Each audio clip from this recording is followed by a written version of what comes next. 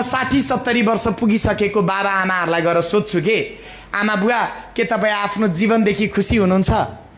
Are you happy with your life? अनि 80% भन्दा बढी बा आमाले छैन भन्नुहुन्छ, यसरी टाउको हल्लाउनुहुन्छ।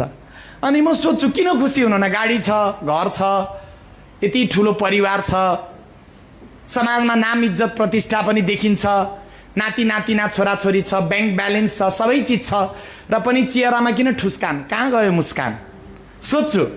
अनि धेरै बा आमाले के भन्नुहुन्छ थाहा छ? नानी, पहिला जवानीमा जोस हुँदा होस भएन, पहिला जवानीमा जोस हुँदा होस भएन, अहिले होस आयो जोस छैन। अनि धेरै बा आमाले कस्तो गीत गाउनुहुन्छ? गीतै गाएर सुनाऊ? मेरो स्वर ठिकै छ भरत सर? बुवा ठिक छ हजुर? ती बा आमाले गाउने गीत कस्तो हुन्छ? जिन्दगीको गोरेटोमा जति हिँडे पनि, जिन्दगीको गोरेटोमा जति हिँडे पनि कहीं पनि पुगिएन, बित्यो जिन्दगानी, आज बित्यो भोलि बित्यो सधैँ बित्यो एकै, जीवन के हो बुझिएन, कपाल फुल्यो सेतै, जीवन के हो बुझिएन, कपाल फुल्यो सेतै।